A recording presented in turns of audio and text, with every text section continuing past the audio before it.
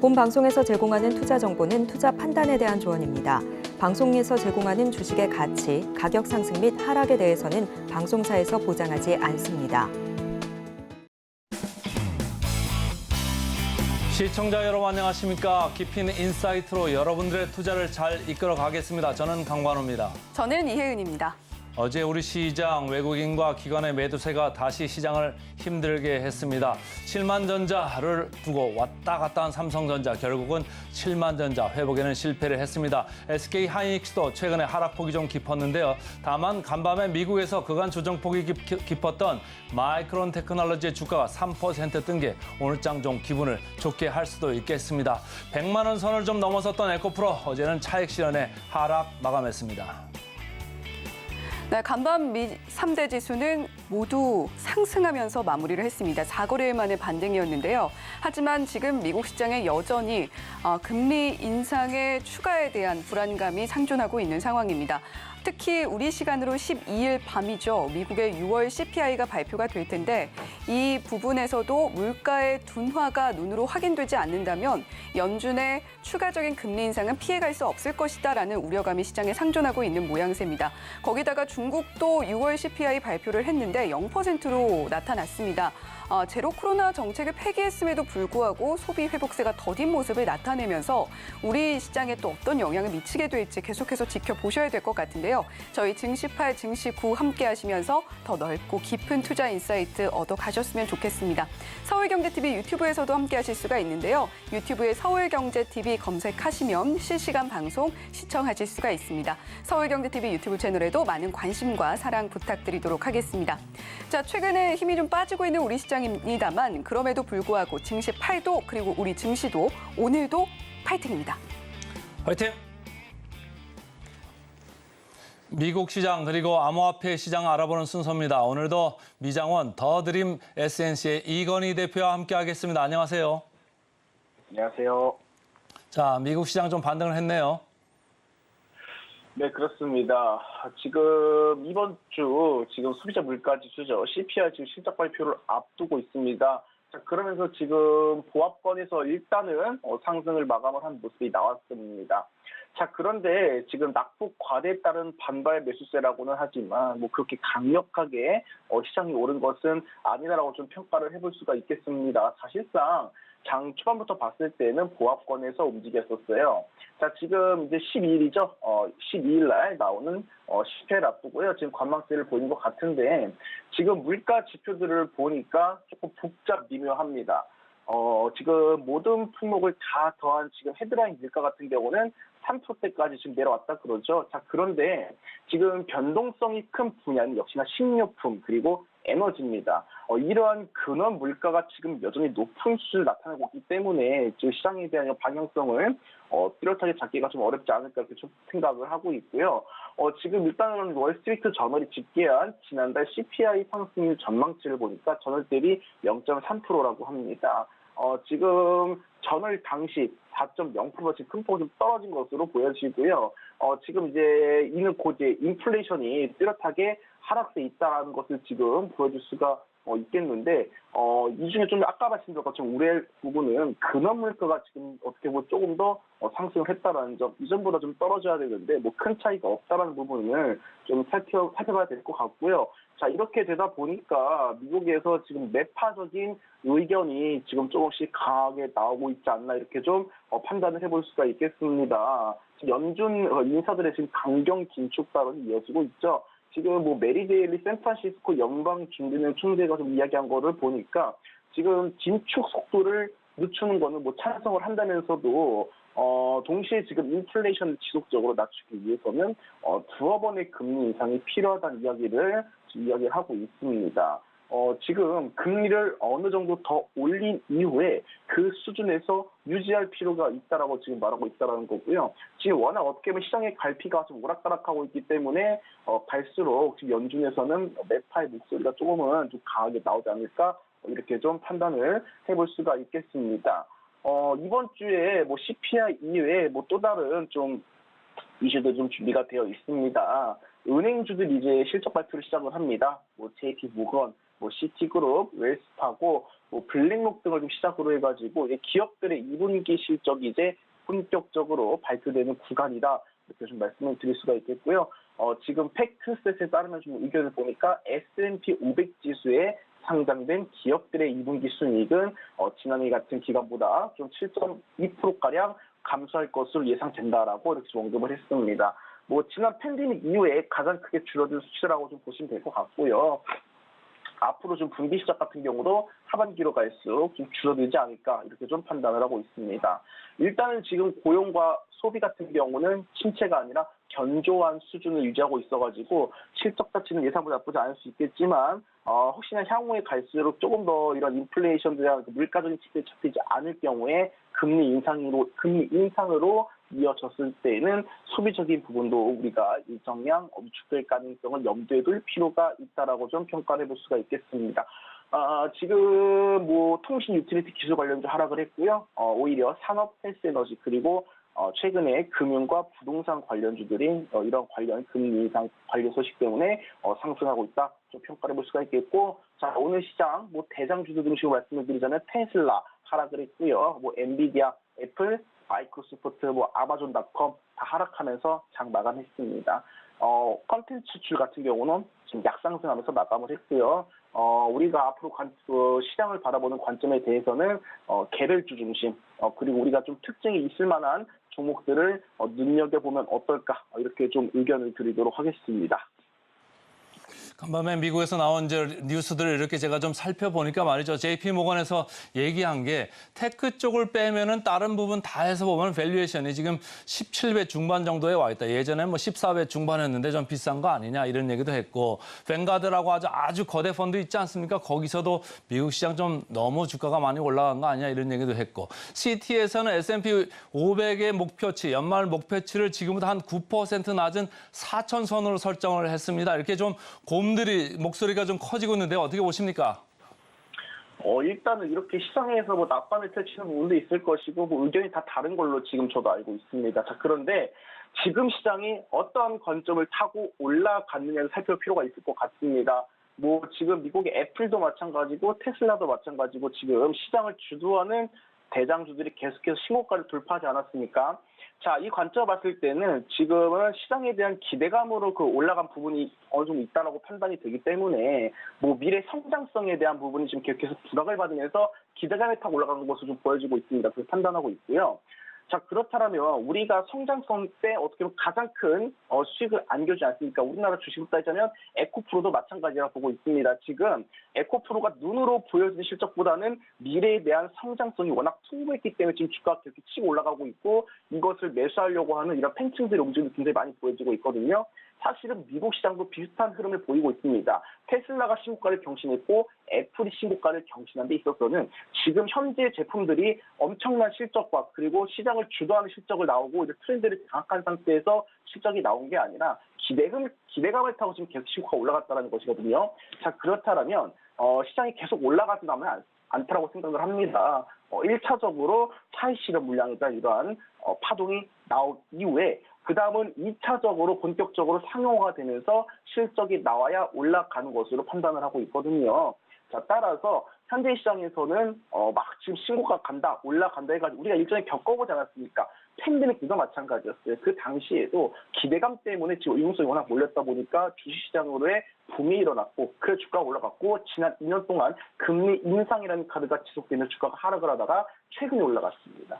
이 부분 같은 경우 지금 현재 같은 경우도 제가 기대감으로 지금 상승하고 있다라고 판단을 해볼 수가 있기 때문에 한 번쯤은 하락 파동이 나올 것이라 판단이 되고, 자, 그 다음은 성장성이 있는 상황에서 본격적으로 상용화가 되고 우리 또는 전 세계적으로 일상 속에서 공급이 되면서 실적으로 보여질 때 그때서 상승하는 주가가 더 탄력 있는 주가가 아닐까 이렇게 좀 판단을 해볼 수가 있겠습니다.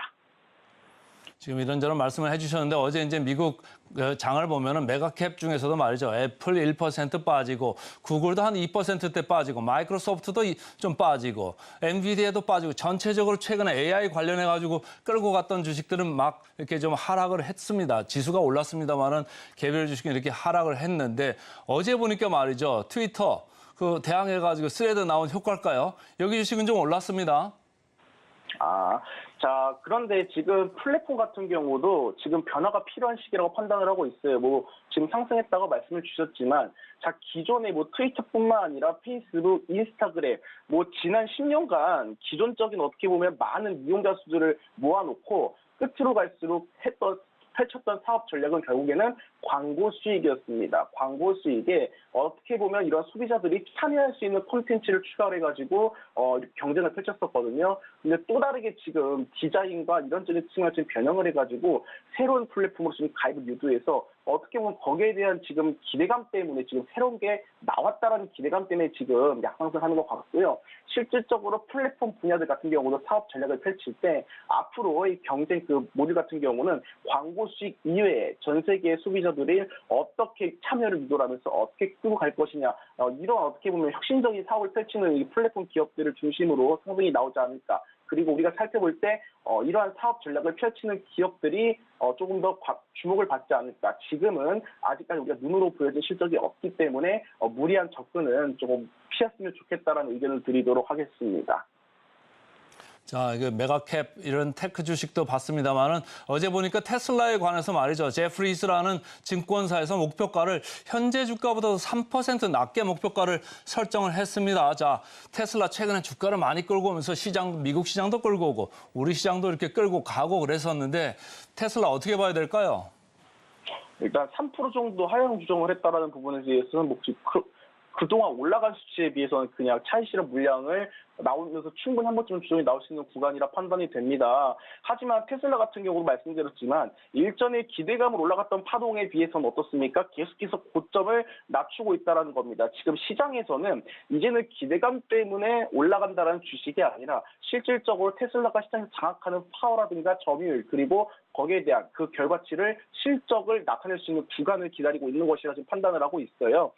이미 414달러를 돌파한 이력이 있었죠. 그 뒤에는 고점이 단계적으로 낮아졌습니다. 자, 테슬라가 지금 발생하고 있는 매출은 10조에서 20조 구간인데 시가총액 같은 경우 굉장히 큰 폭으로 올라가는 상황이라는 것이겠죠. 자, 그렇다면 테슬라뿐만 아니라 앞으로의 나올 기존의 자동차 브랜드들이 어떻게 좀 전략을 펼치면서 테슬라와 경쟁을 벌일 것이냐. 앞으로 전기차 시장에 대한 경쟁이 벌어지면 기업들 입장에서는 판매량을 높이는 부분에 초점을 둘 것이고요. 테슬라가 첫 번째로 내놓은 것이 바로 가격 인하입니다. 그럼 마진을 줄이겠다라는 거예요. 자, 그래서 기대감 때문에 이게 막 더 올라갈 것이다 내려갈 것이다. 우리가 여기에 주목할 게 아니라 오히려 이렇게 시장에서 주도하고 있는 기업들과 다방면으로 지금 거래를 하고 있는 기업들, 특히나 한 특정 기업과 이렇게 부품을 공급하는 기업이 아니라 테슬라뿐만 아니라 뭐 포르쉐라든가 벤츠라든가 GM이라든가 조금 다양한 기업들이 필요할 수밖에 없는 이러한 소부장 기업들을 노리시면 어떨까? 오히려 이것이 더 현명한 전략이라고 생각된다라는 의견을 좀 드리고 싶습니다.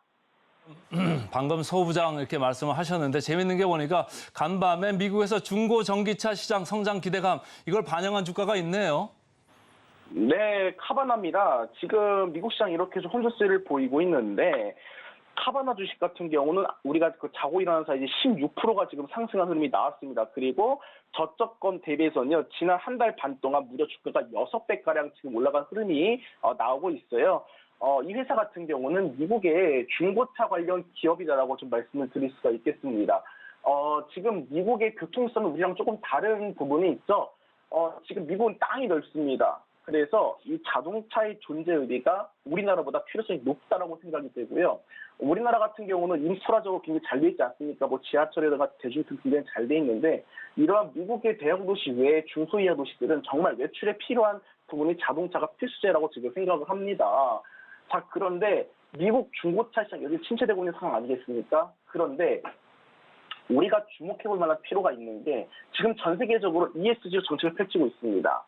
자, 그렇다면 지구의 환경에 따른 변화로 다른 나라에 지금 어떤 걸 펼치고 있느냐? 바로 세금 혜택과 다양한 보상 정책을 펼치고 있어요. 자, 그래서 신차보다는 지금 중고차를 구매하거나 렌탈 위주로 지금 진행한 현상이 우리나라에서 일어나고 있는데 미국도 마찬가지라는 겁니다. 그래서 앞으로는 이러한 혜택적인 측면이 주어진다 한다면 렌탈 시장과 중고차 시장이 커진다는 소식이 긍정적으로 좀 나오고 있고요. 자, 이에 따라서 지금 카바나 주식이 이렇게 좀 빠르게 지금 상승하고 있는 모습이 나오고 있습니다. 그리고 오히려 지금 인류의 필수제로 인류한테 지금 필요할 수밖에 없는 지금 이러한 상황으로 흘러가고 있고요. 지금 카바나뿐만 아니라 미국의 중고차 관련, 또 중고차 경매 관련 이러한 주식들이 상승 흐름이 우리가 모르는 사이에 조용히 나왔습니다. 뭐 대표적으로 코파트라는 기업이 있고요, 뭐 카닉스, 그 조금 전에 말씀드렸던 카바나, 이러한 미국의 렌탈 그리고 경매, 중고차 관련 기업들도 눈여겨보시면 좋겠다라는 정도 이렇게 의견을 드리도록 하겠습니다. 자, 오늘 미국 주식은 카바나까지 잘 봤고요. 자, 암호화폐 시장으로 좀 넘어갈까요? 암호화폐 시장 업데이트가 어떻게 됐습니까? 일단 우리가 좀 코인 시장을 좀 봐야 될 것 같습니다. 지금 비트코인 같은 경우는 지금 계속해서 횡보하고 있는 모습이 나오고 있죠.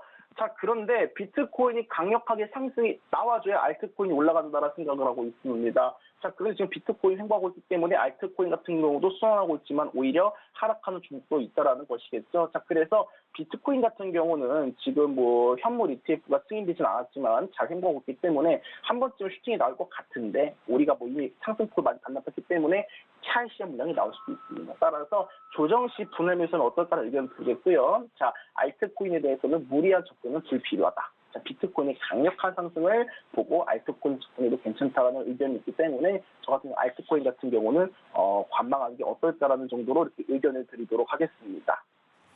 그리고 최근에 보니까 암호화폐 시장에서 ETF 관련돼 가지고 좀 노이즈가 있는 것 같아요. 선물 ETF는 있는데 현물 ETF는 없습니까? 네, 지금 승인을 거부했습니다. 지금 SEC가 약간 조금 정책을 좀 잘 펼치는 건지 모르겠어요. 레버리지 선물, 굉장히 어떻게 보면 변동성이 심하면서도 굉장히 좀 어떻게 보면 개인 투자자들이 좀 잘 모르고 접근하면 조금 큰 실망감을 안길 수 있는 이런 레버리지 관련 선물 ETF는 허용을 했습니다. 그런데 현물 ETF 승인은 거부를 했어요. 지금 세계 최대 암호화폐 자산운용사죠. 그레이스케일이 지금 트위터를 발표한 거를 보니까 지금 비트코인 현물 ETF 승인을 계속 촉구하고 있습니다. 왜냐하면 SEC가 지금 불합리하다는 내용의 사안에서 보냈다라고 하는데 1년 전 신청한 현물 ETF는 거부를 했고, 자, 그런데 지금 레버리지 ETF는 허용하면서 현물 ETF에 대한 승인을 계속 거부할 이유가 없다라고 지금 밝히고 있거든요. 자, 현물 같은 경우는 오히려 변동성이 낮습니다. 근데 선물 같은 거 어떻습니까? 순식간에 어떻게 보면 변동성이 엄청 오락가락 정말 큰 폭으로 왔다 갔다 하는 부분이 있어요. 따라서 여기에 대한 좀 신뢰성을 부각받기 위해서는 조금 더 우리가 소식을 좀 지켜볼 필요가 있지 않을까? 이 정도로만 정리를 하도록 하겠습니다. 자, 오늘 이야기 여기까지 듣겠습니다. 지금까지 더드림 SNC의 이건희 대표와 함께했습니다. 고맙습니다. 감사합니다.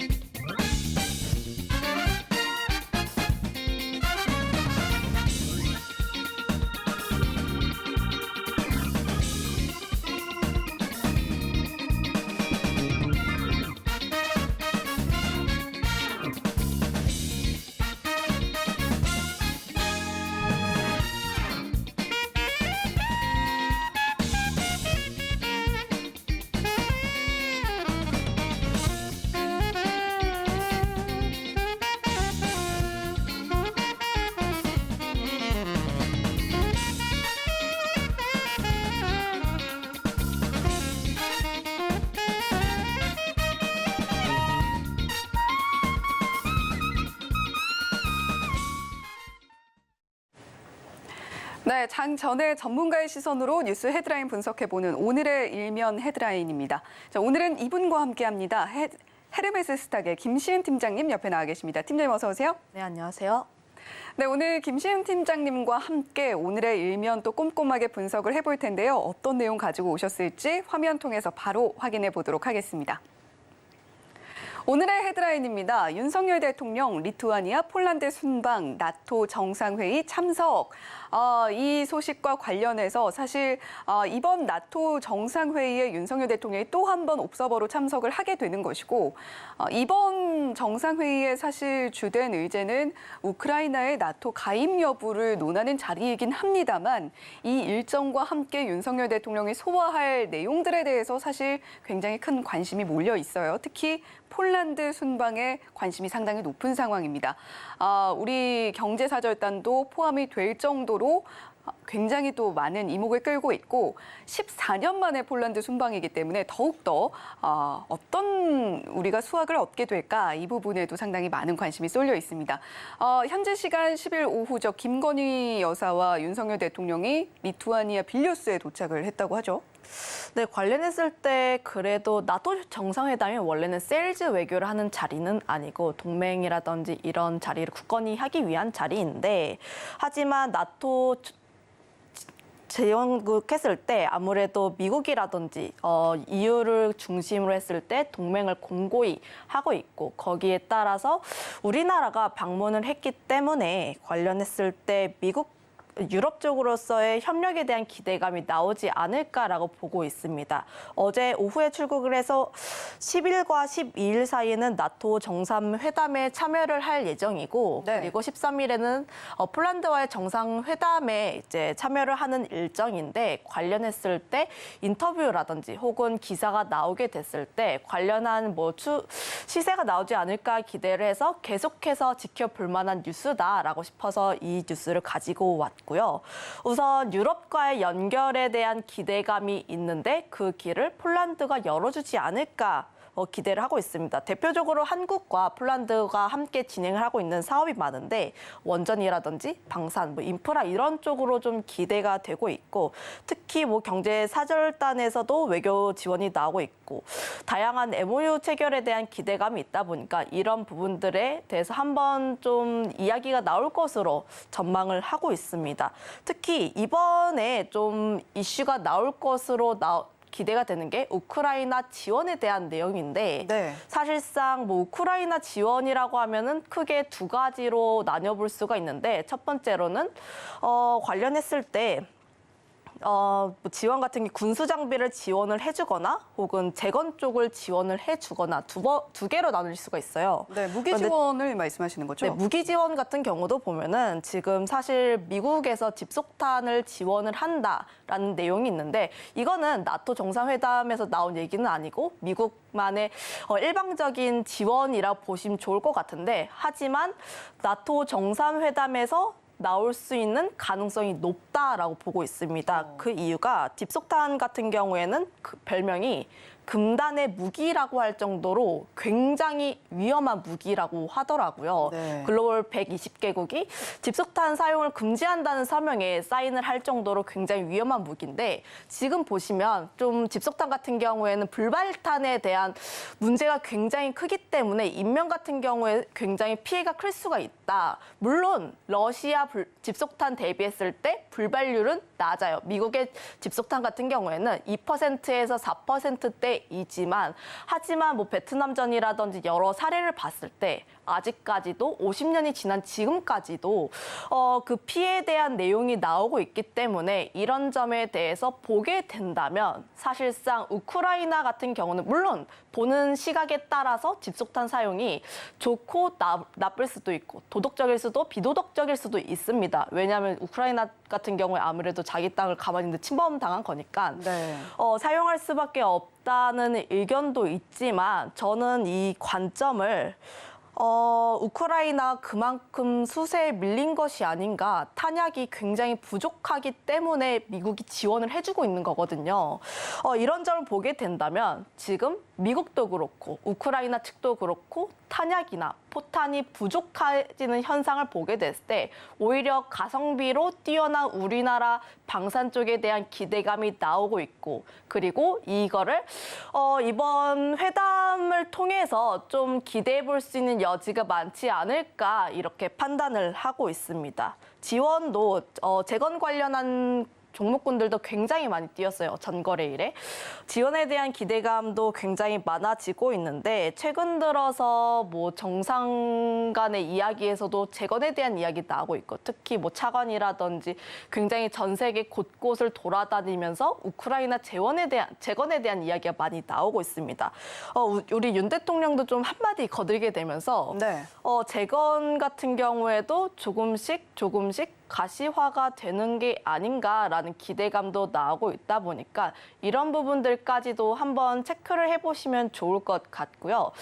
표면상으로는 이제 뭐 나토라든지 폴란드 간의 정상회담이지만 관련했을 때 주식시장에서는 여러 가지 측면에서 공략해볼 만한 내용이 많기 때문에 당장의 성과, 그러니까 MOU라든지 이런 거는 사실상의 당장의 영업이익이라든지 매출단에 반영이 되는 부분은 아니에요. 하지만 기대감에 대한 부분은 여전히 유효하다는 점 한번 말씀드리겠습니다.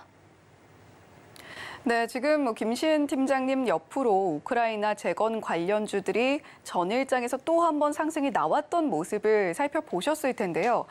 사실 이번에 물론 나토 정상회의가 그런 부분들을 논하는 자리는 아닙니다만 상당히 많은 기대감이 자리하고 있는 것이 사실입니다.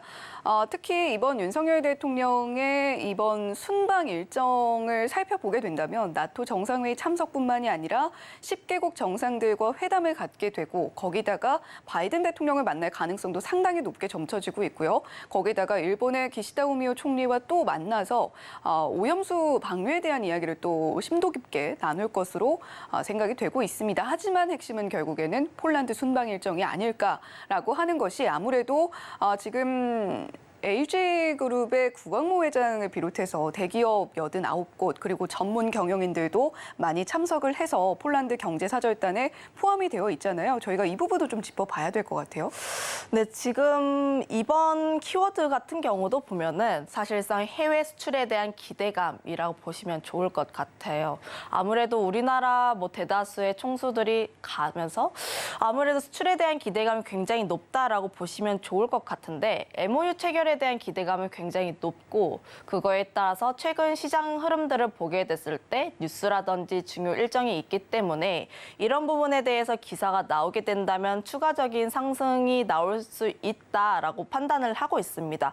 왜냐하면 최근 증시 자체가 좀 횡보라고 해야 되나요? 투자 심리가 그렇게까지 좋지는 않아요. 네. 왜냐하면 아무래도 지금 같은 경우에도 개별 종목 장세가 계속 이뤄지고 있는 모습 보여주고 있고 전거래일에도 보면은 재건이라든지 스레드 이런 종목군들의 순환매가 계속 나왔기 때문에 이런 쪽에 조금 더 집중해 보시면 좋을 것 같은데 아무래도 긴축에 대한 우려가 전 세계적으로 나오고 있고 특히 CPI를 확인하기 전까지는 관망하려는 투자자분들이 많기 때문에 CPI 전까지는 테마에 대한 움직임이 짙을 수 있다. 물론 미국 시장이 좋아지게 되면서 좀 상승 가능성이 있지만 그럼에도 불구하고 테마 쪽으로 보시는 게 좋지 않을까라고 보고 있고요. 그거에 따라서 테마주에 따른 단기 트레이딩 전략은 유효하다 이렇게 판단을 하고 있습니다. 폴란드 관련했을 때 움직일 수 있는 대표적인 테마는 크게 세 가지라고 보시면 좋을 것 같아요. 뉴스를 많이 확인해봤는데 이번 이슈에 따라서 방산이라든지 우크라이나 재건 그리고 원전에 대한 수혜 기대감이 나오고 있는데 저는 이 세 가지 섹터 전부 다 접근 방법은 달라야 한다. 물론 하나의 이슈에서 파생되는 섹터는 맞지만 하지만 섹터마다의 위치 에너지가 다르고 모멘텀도 다르기 때문에 접근 방법이라든지 대응 방법은 달라야 한다라고 판단을 하고 있고 이번 같은 경우에는 어떻게 대응을 할 것인지에 대해서 조금 더 나눠보고 싶어요. 우선적으로 우크라이나 재건에 대해서 말씀드려보자면 우선 단기 트레이딩 관점으로는 굉장히 유효하다라는 점 우선적으로 말씀드려보도록 하겠고 단기 트레이딩이라고 해서 이 종목, 이 섹터가 나쁘다는 것이 아니라 그만큼 수급이 많이 쏠릴 수가 있고 변동성이 있기 때문에 사실상 트레이딩을 잘하시는 분들 같은 경우에는 이런 종목군들이 어느 정도 접근하시기는 쉬울 수 있어요. 하지만 좀 투자자분들의 성향에 따라서 접근하시기는 어려울 수 있지만 하지만 관련 이슈가 나왔을 때마다 항상 변동성이 크게 나왔고 추세적인 우상향 추세를 그리고 있기 때문에 오히려 좀 단기 트레이딩을 꺼려 하시는 분들 같은 경우에는 좀 잠잠해질 때 접근하시는 게 더 좋지 않을까라고 보고 있습니다. 우크라이나 재건 같은 경우는 순방 마무리 전까지 기대감이 유효하다라고 보고 있고 아무래도 관심도가 전 세계적으로 높습니다. 지금 뭐 외신이라든지 보면은 우크라이나 재건 비용이 얼마인지 아시나요? 재건 비용이요. 네. 굉장히 막대하지 않을까라고 막연하게 생각을 하게 되는데 구체적으로 나온 금액이 있나요? 구체적으로 뭐 외신마다 다르긴 한데 한두 달 전에 봤을 때는 1,200조. 아. 근데 어제 봤던 뉴스는 또 500조. 네. 나이롱입니다. 그러네요. 그만큼 추산하기가 굉장히 어려운 금액이긴 하지만 공통점이라고 할 수 있는 점은 굉장히 큰 금액이라는 점. 이런 점들 때문에 아무래도 전 세계 각국에서 재건 쪽에 뛰어들 것으로 전망하고 있고 특히 우리나라 같은 경우에 삼부토건을 비롯해서 재건과 관련한 MOU라든지 포럼에 참석한 기업들이 속속 나오고 있기 때문에 이런 종목군들 같은 경우에는 중장기적으로 그러니까 추세적으로 우상향 추세를 그리고 있기 때문에 이런 점에 대해서는 테마적으로 접근을 하시되 좀 시세가 많이 분출됐다 하시면 좀 분할적으로 매도를 해주시고 그리고 눌림목에 다시 한번 하는 게 좋지 않을까라고 보고 있고요. 하지만 장기적으로 봤을 때는 좀 보수적인 입장을 취하고 있는데 뉴스라든지 외신들의 공통점을 보면은 우크라이나 재건에 드는 비용 같은 경우에는 우크라이나가 되지 않고요. 서방도 되지 않고 러시아 돈을 가지고 하겠다가 공통된 입장입니다. 그런데 러시아가 사실상 이 가정 같은 경우에는 러시아가 패전을 하고 그리고 러시아의 돈으로 하겠다라는 건데 사실상 지금 이 현 시점에서 러시아는 동의하지 않은 일이잖아요. 그렇죠. 그러면 지금은 없는 가상의 돈을 바탕으로 지금 뭐 재건이라든지 다양한 이야기를 그리고 있기 때문에 사실상 그렇게 구체화라든지 실체는 없다라는 점을 한번 염두를 해 두시고 재건 전에 이슈가 많이 나왔을 때의 트레이딩 접근 방법이라는 점까지도 한번 염두해 보시면 좋을 것 같고요. 그다음에 올라갈 수 있는 섹터가 원전 쪽인데 저는 원전 같은 경우에는 아무래도 수주에 대한 가시화가 좀 더 필요하지 않을까라고 보고 있습니다. 원전 같은 경우에는 좀 양치기 섹터라고 해야 할까요? 그동안 기대감은 굉장히 많았어요. 특히 윤 대통령이 당선하고 나서부터 가장 먼저 올랐고 그리고 기대감이 많았던 섹터가 원전 섹터였는데 작년까지는 원전에 대한 뉴스도 굉장히 많았고 원전 섹터에 대한 기대감 굉장히 높았었는데 하지만 기대감이 먼저 올랐고 그리고 기대감이 먼저 주가에 반영되면서부터 수주가 먼저 이렇게 기대감만 높았기 때문에 주가가 그만큼 따라가지 못하고 있습니다. 현 시점에서는 네. 아무래도 수주가 잘 생각보다 안 나오고 있고 아무래도 미국과의 웨스팅하우스와의 뭐 분쟁이라든지 이런 점들 때문에 좀 이슈가 있기 때문에 원전 같은 경우엔 수주에 대한 가시화가 나온지 여부를 한번 확인하시고 들어가시는 게 좋지 않을까라는 말씀 드려보도록 하겠고 다만 원전 같은 경우엔 중장기적인 기대감은 많아요. 아무래도 뭐 폴란드라든지 관련했을 때 원전에 대한 기대감은 굉장히 높긴 하지만 실적이라든지 실체가 좀 찍힐 필요가 있다는 점 한번 말씀드려보도록 하겠습니다. 네, 아무래도 대형주단에서 종목을 보고 계신 분들이라면 아무래도 LG그룹주라던가 LS그룹주라던가 또는 한화그룹주를 보고 계실 것 같습니다. 이 각각의 패턴을 보면 뭐 배터리 관련해서 사업을 영위하고 있는 기업들도 있고 그리고 전력 인프라 쪽 거기다가 한화 같은 경우는 방산과 또 최근에 조선까지도 함께 바라볼 수 있는 그런 종목인데 그렇다면 저희가 이렇게 크게는 섹터를 알겠습니다. 구체적으로 수혜를 볼 수 있는 종목들, 수혜를 볼 수 있는 섹터를 바라본다면 어떻게 좀 보면 좋을까요?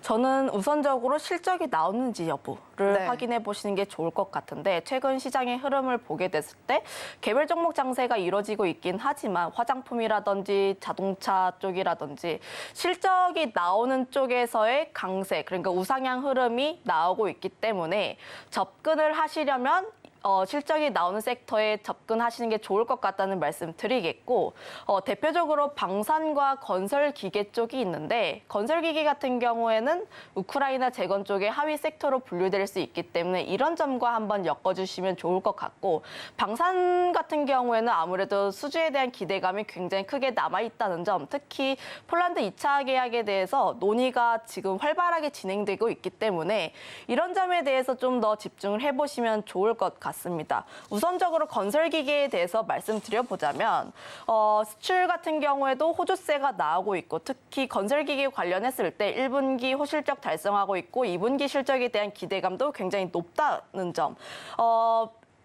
우크라이나 재건뿐만 아니라 북미 쪽에서의 성장세가 계속 나오고 있는데, 아무래도 주택 부분 했을 때 지표는 그렇게까지 좋지는 않더라도 비주거 쪽에서의 굉장히 호황기가 나오고 있기 때문에 대부분의 건설기계 섹터 같은 경우에는 관심이 계속 필요하다, 이렇게 정리 드려보도록 하겠고, 방산 같은 경우에는 사실상 실적 관련 종목군들 중에서 그렇게까지 오르지 못하고 있습니다. 대부분의 주가 흐름들을 보면은 전고점 부근에서 살짝 눌린 모습들을 보여주고 있는데, 최근에 다른 실적주 대비했을 때 아직 좀 더딘 모습을 보여주고 있기 때문에 이번 이슈가 좀 터져주게 나오게 된다면 방산 쪽에 대해서 다시 한번 관심이 올라갈 가능성이 높다라고 보시면 좋을 것 같고, 실적 시즌이 다가오고 있기 때문에 다시 한번 더 방산 쪽에 대한 관심을 가질 필요가 있다는 점 한번 말씀드리겠고, 특히 내수 비중에서 좀 수출 쪽으로의 성장성이 계속 나오고 있다라고 보시면 좋을 것 같아요.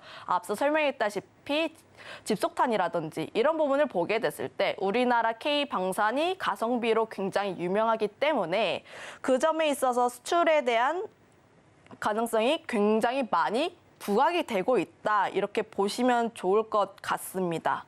그리고 마지막으로 말씀드리고 싶은 섹터는 곡물 쪽인데, 사실 이 이슈와는 상반된 섹터이긴 해요. 그런데 이 섹터를 한번 말씀드리고 싶었던 이유는 순방에 대한 이슈가 끝나고 나면 그 다음 섹터로 곡물 쪽으로 옮겨갈 가능성이 높다, 이렇게 판단을 하고 있기 때문인데, 아무래도 나토 같은 경우에는 미국과 유럽 그리고 우크라이나 쪽에 대한 협력이라든지 이런 부분이 있다 보니까 러시아 쪽이 반발할 가능성이 굉장히 높다, 이렇게 판단을 하고 있습니다. 아무래도 지금 같은 경우에는 윤 대통령이 순방을 한다라는 이슈 때문에 곡물 섹터가 좀 많이 묻히긴 했는데, 사실상 흑해 곡물 협정 만기일이 17일로 얼마 남진 않았어요. 네. 얼마 남지 않았는데 지금 외신이라든지 다양한 뉴스를 보게 되면 곡물에 대한 이야기는 많이 나오고 있지 않기 때문에 오히려 이번 이슈가 끝나고 나면 다음 섹터로 다시 한번 관심받을 수 있는 섹터가 곡물 쪽이라는 점. 곡물 같은 경우에도 주가가 최근 들어서 많이 눌렸기 때문에 다시 한번 관심 가질 위치도 되었다, 이렇게 다시 한번 정리 드려보도록 하겠습니다. 네, 건설 기계 쪽은 우리가 꾸준히 관심을 가져봐야 되고, 방산 같은 경우는 지금 폴란드를 포함해서 계속해서 K방산 위상이 높아지고 있는 상황이죠. 따라서 우리가 계속해서 지켜봐야 되는데, 일단 김시은 팀장님께서 이야기해 주시는 핵심은 실적이 과연 눈으로 보이게 나오고 있는 것인가, 이 부분에 우리가 주목을 해봐야 된다라고 이야기를 해주셨습니다. 자, 그리고 전쟁과 함께 약간의 어떤 해지 개념으로 상승이 나왔던 섹터가 바로 곡물 섹터였는데, 곡물 섹터도 우리가 전쟁이 장기화될 우려를 항상 계속해서 가지고 가면서 투자를 이어가야 되기 때문에 곡물줄도 놓치지 말고 한번 지켜보면 좋겠다라는 이야기까지 들어봤습니다. 자, 오늘의 일면 헤드라인, 지금 나토 정상회의에 참석한 윤석열 대통령 이야기로 시작해서 여러 가지 관련 섹터들 이야기까지 함께 들어봤습니다. 헤르메스 스탁의 김시은 팀장님과 함께했습니다. 팀장님, 오늘 말씀 고맙습니다.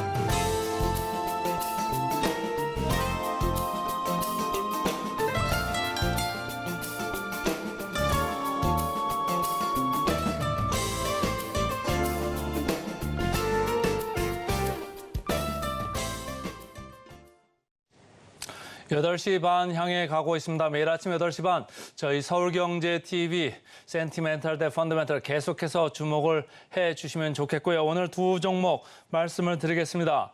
센티멘탈로 여러분들 많이 좋아하시는 거죠.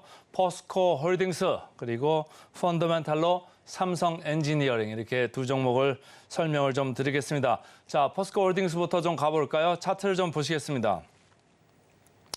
포스코 그룹주를 제가 이렇게 보여드렸습니다. 포스코 엠텍 기본적으로 여기는 뭐 알루미늄 탈산제 이런 거 하고 철강 포장하는 데죠. 그래서 그런 계열사로 있고 포스코 DX 여기는 이제 그룹 내 이제 IT를 담당하는 이런 회사입니다. 그리고 스마트 팩토리 그쪽에서 선두주자다 이렇게 볼 수 있고 포스코 퓨처엠 최근에 뭐 주가가 상당히 좋고 각광을 많이 받고 있고 밸류에이션 상당히 높습니다만은 계속해서 이제 여러분들이 관심이 많죠. 포스코 퓨처엠 양극재도 하고 최근에 보니까 양극재의 생산 캐파를 100만 톤까지 기존 대비해서 한 40%를 더 늘리겠다. 그래서 양극재 1위 기업이 되겠다. 이렇게 시장에서 밝힌 바 있고 전구체 쪽도 이쪽이 하죠. 그래서 포스코 퓨처엠 관심들이 많은 이제 회사이고요. 포스코 인터내셔널 뭐 전체적으로 무역을 관장을 하면서 그룹을 활용하는 이런 회사가 되겠습니다. 포스코 홀딩스 주가 보시면 이런 4개의 회사 이 계열사의 주가보다도 좀 지지부진합니다. 오르는 것도 아니고 내리는 것도 아니고 뭐 내린 건 아닙니다만은 서서히 올라가고 있습니다만 여러분들이 좋아하시고 그 많이 이렇게 호응을 해 주시는 거에 비해서는 주가 흐름은 그다지 이렇게 강하지는 않습니다. 상대적으로 말이죠. 그래서 제가 오늘 좀 가져와 봤는데 포스코 홀딩스 상대적으로 다른 계열사 주가 오른 것보다는 덜 올랐다 이렇게 보시면 되겠습니다. 자, 한국투자증권에서 나오는 리포트를 이렇게 보면은 전체적으로 철강 시황, 뭐 4월, 5월에는 철강 가격들이 이렇게 올랐거든요. 근데 5월 후반부터 해가지고 지금까지 철강 가격은 이렇게 강세 분위기는 아닙니다. 아무래도 중국의 리오프닝에 많은 기대를 했었는데 거기서 이제 별거 없기 때문에 철강 시황은 그 정도로 이제 유지되는 거 아니냐 이런 생각을 많이 하는 것 같고 다만 2차 전지 쪽에서 밸류가 좀 있다 이렇게 보는 거죠. 예, 과거에도 제가 말씀을 드렸습니다만은 철강 쪽의 밸류를 8 그리고 2차 전지 쪽의 리튬 밸류를 2 이 정도로 해가지고 8대 2 정도로 시장에서는 보고 있습니다. 그러니까 이 회사가 목표 주가를 50만 원 이렇게 써놨습니다만은 그 중에서 리튬 사업 가치를 주당 10만 원 이렇게 보는 거죠. 그러니까 20% 정도를 이쪽 2차 전지 소재의 밸류로 지금 쳐주고 있습니다. 최근에 7월 7일이죠. 이렇게 사진이 나오고 뉴스가 많이 나왔습니다. 이 회사 이름이 포스코 HY 클린 메탈입니다. 리사이클링을 하는 회사인데요. 이제는 포스코 그룹 내에 이렇게 리사이클까지 하는 회사를 하단에 이렇게 장착을 함으로써 전체적으로 수직 계열화가 어느 정도 지금 이루어지고 있다 이런 얘기예요. 리튬이나 뭐 이런 것부터 해가지고 그다음에 양극재, 음극재, 전구체 그다음에 이제는 이 클린메탈 하는 리사이클링 회사까지 전체적으로 밸류 체인이 지금 만들어졌다 이렇게 보시면 되겠습니다. 그래서 최근에 이런 공장을 준공을 하면서 최정호 회장이 한마디 했습니다. 그래서 세계적인 2차 전지 소재 대표 기업으로 좀 키우겠다 이런 얘기를 했고요. 지금 제가 말씀드렸습니다만은 기본적으로 2차 전지 소재 핵심 원료라고 할 수 있는 리튬 니켈 이것도 하고 양극재, 음극재도 하고 그다음에 차세대 2차 전지용 소재, 전구체를 얘기하는 겁니다. 그리고 금방 얘기한 그 포스코 HY 클린메탈이 하는 리사이클링 이쪽까지 사업 능력을 확보했다. 그래서 앞으로 이쪽의 경쟁력이 더 강화될 거다. 이런 얘기를 하고 있는 겁니다. 자, 그러면 이렇게 좋은 회사인데 이렇게 경쟁력이 좋아지고 있는데 외국인과 기관을 좀 사들어오면 좋겠습니다만은 그렇게 사들어오는 모습이 아닙니다. 외국인 계속 이렇게 팔고 있죠. 지금 4월부터 계속적으로 이렇게 밀어내고 있고 기관도 뭐 사들어오는 모습 별로 없습니다. 조금 들어오는 것 같더니 또 팔고 있습니다. 개인만이 좋아라 하고 있는 아주 개인 순매수 1위라고 할 수 있는 에코프로와 더불어 1위라고 할 수 있는 이런 포스코 홀딩스가 되겠습니다. 어쨌든 주가는 계속적으로 유지를 하면서 올라가고는 있습니다. 자, 역사적 밸류 밴드로 보겠습니다. 지금 보니까 어떻게 보면은 0.6배 이렇게 도달하고 있는데 이거 자체가 주가가 재평가를 하고 있는 거죠. 아까 말씀드렸습니다. 철강 밸류는 전체적으로 80%, 이쪽이 2차 전지 밸류를 20% 했는데 철강 밸류만 봤으면 사실은 이 보라색 밑에 있어서 겁니다. 주가가 말이죠. 근데 지금은 보라색 위로 이렇게 고개를 든 이유는 2차 전지에 대해서 밸류를 쳐주겠다. 시장에서 강력하게 이렇게 얘기를 하고 있는 거죠. 이 회사의 PBR 보겠습니다. 포스코홀딩스 PBR 아주 보잘것 없습니다. 0.6배입니다. 0.6배. 상당히 낮죠. 다른 거 보시면요. 포스코 퓨처엠, 양극재, 음극재, 뭐 전구체까지 하는 이런 회사인데 PER이 아닙니다. PBR입니다. 장부가 대비해서 자기 몸값인데 12.7배나 할 정도로 시장에서 아주 후하게 쳐주고 있습니다.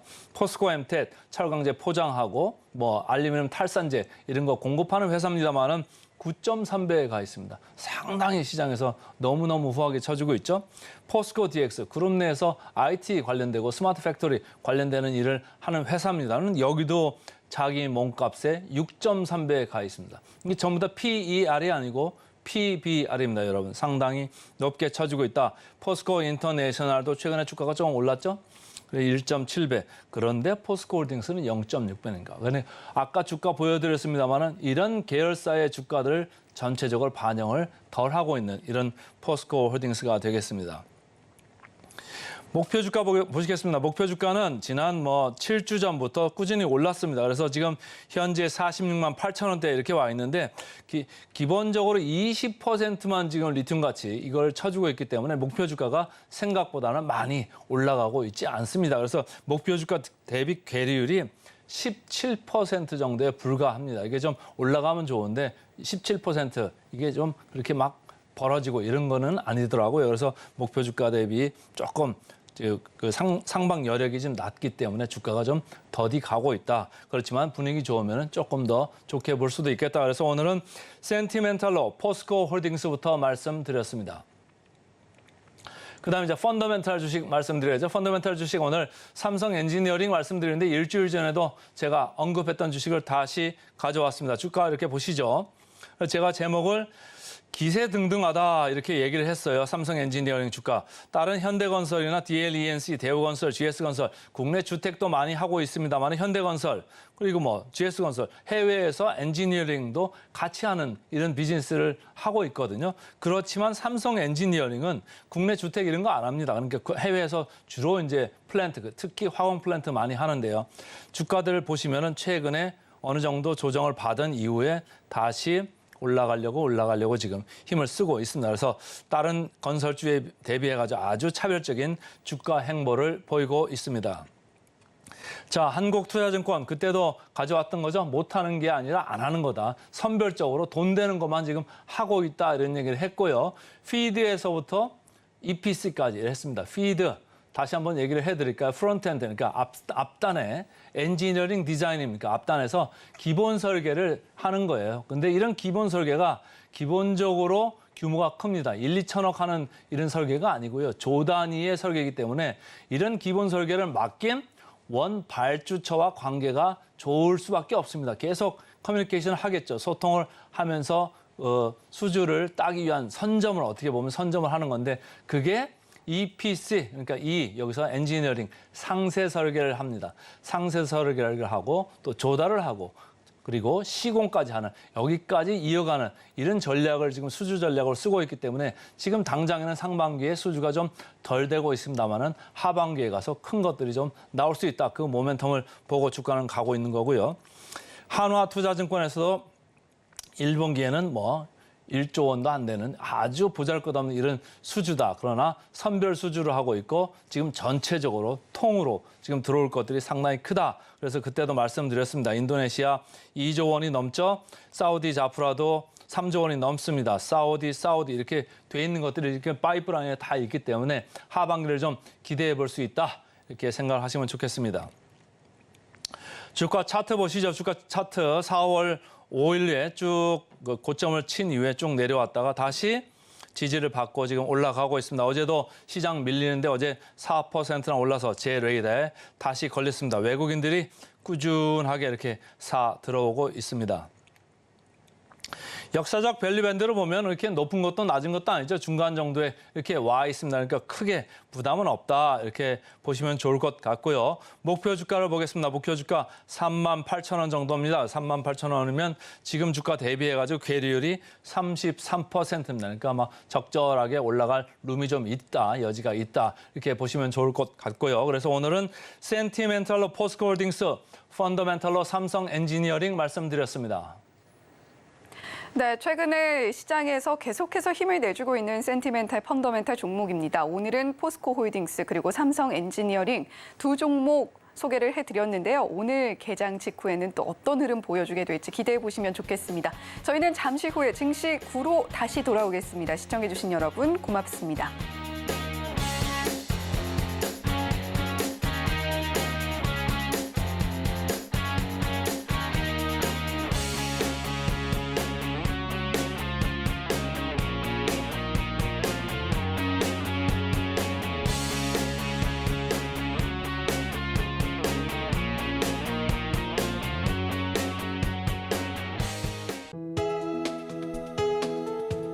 본 방송에서 제공하는 투자 정보는 투자 판단에 대한 조언입니다. 방송에서 제공하는 주식의 가치, 가격 상승 및 하락에 대해서는 방송사에서 보장하지 않습니다.